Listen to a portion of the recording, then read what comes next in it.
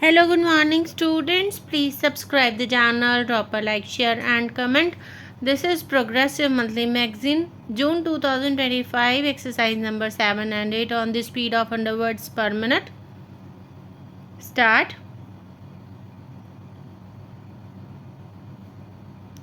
Since yesterday, we have had a very fruitful exchange of opinions on the issues that have been covered in the midterm appraisal of the 10th 5-year plan.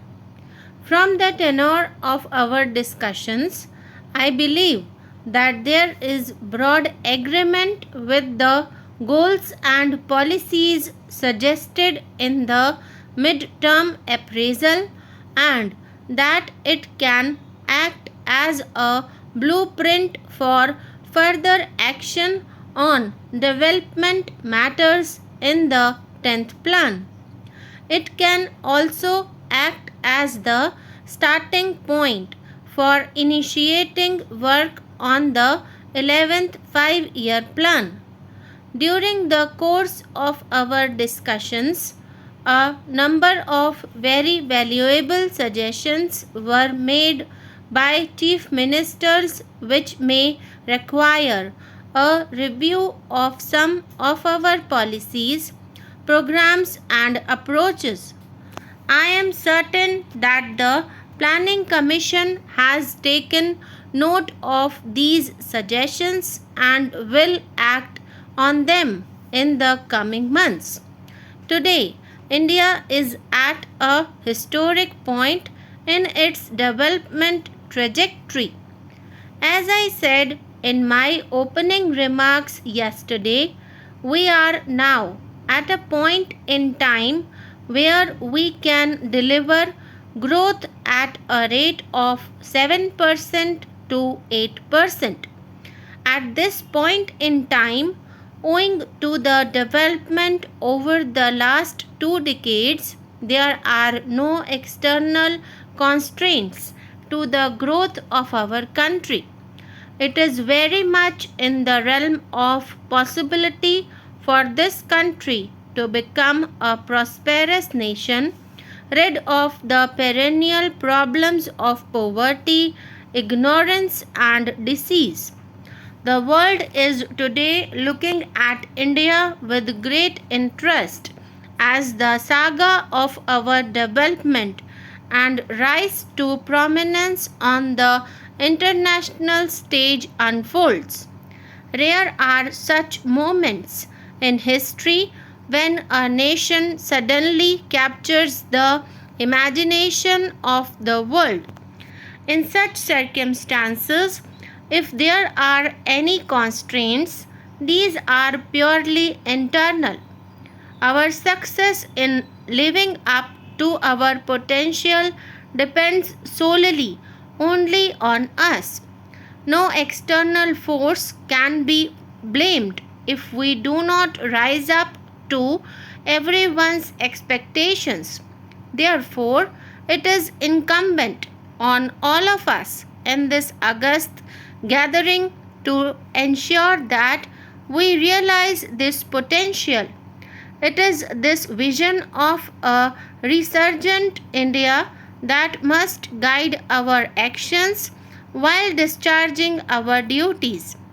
As I had said earlier, the environment for India's development has never been as favorable as it is now. The challenge before us is to combine the economics of growth with the economics of equity and social justice.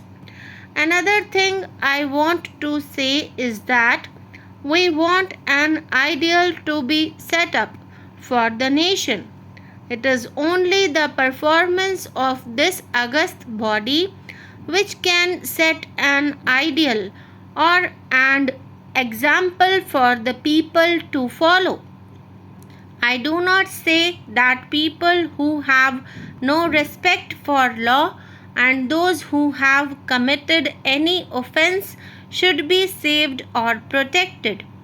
But then it can be done only by utilizing the funds of the people collected from the people in a proper manner so that we can positively make progress.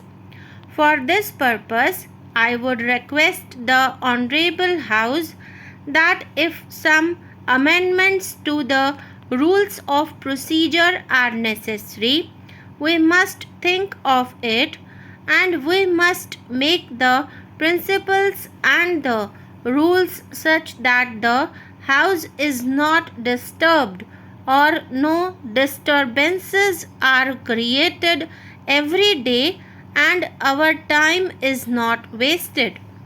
Another aspect to which I would draw the attention of the Honorable House through you is that economy is one of the most important factors and economy has to be affected by us also. I was reading the Comptroller and Auditor General's report for the year.